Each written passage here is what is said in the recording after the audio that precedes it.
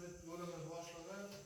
Çok merak kredit bölümümüzde boş menajer mahalle bankimiz Mahrum Akisay şu mahalleye qaraydi. Mahalle bankiri bu agentimiz olmuş çok o'tirdik. Mahallada aka muammo bo'lyapti kredit ajratish bo'yicha. Imtiyozli kredit ajratish bo'yicha. Prezidentimizning qarorlari asosida imtiyozli kreditlarga resurslar berilgan. Mana bankimiz tomonidan kreditlar ajratilyapti aka. Mahalla loyihasi birinchi ko'ma 312-sonli qaror asosida kreditlar berilyapti. Mana yoshlar bo'lsa PK 60-61 sonli qarorlar bo'yicha kredit beryapmiz. 18%dan 19%dan yillik, oilaviy tadbirkorlikda 12%dan beryapmiz. Lekin shu Beshqo'ton mahallasi, Mustaqillik mahallasida kredit chiqish kam. 312 sonli qaror bo'yicha kredit ajratilmagan to'g'ri. 2020da. Endi nima masala bo'lyapti? Uchrashuv qilib kelyapti. Agentimizga, mahalla bankimizga aytsak, odamlar korxona ochib turib olmaydi deydi.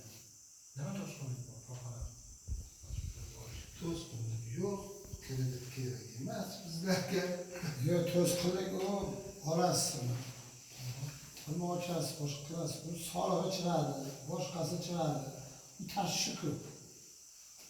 Endi kredit uni to'lamasdan bankrot bo'lib ketsa, keyin sizlar qo'ymaysizlar. Har kun kelasa taxtaqtab ijro keladi. To'lamading, bunday shu tinchgina oshlikdan yursang tinch yur deydi. Bizlarga shu. Mana bojida rais bo'ladi deydi. Qo'yadigan olsa yaxshi, kreditdan foydalansa. Mana imtiyozlardan bular 5 yillik kredit bo'lib 12% oilaviy va'dasi unga osonlik kerak. Uni qilsa unga Rasmana bu tarbiyatlarda ta'minotchiga 12%. qanday tadbirkorlar ishida olinadigan bo'layotgan posilkalarda shaharlarda o'zimizga qandaydir bir tashviq qiluvchi bir yaxshi emas. Bo'lmasa uni olsa unga kerak. Shaharga qilsa bo'ladi, o'zimizga. O'zimizga ham qilsa bo'ladi.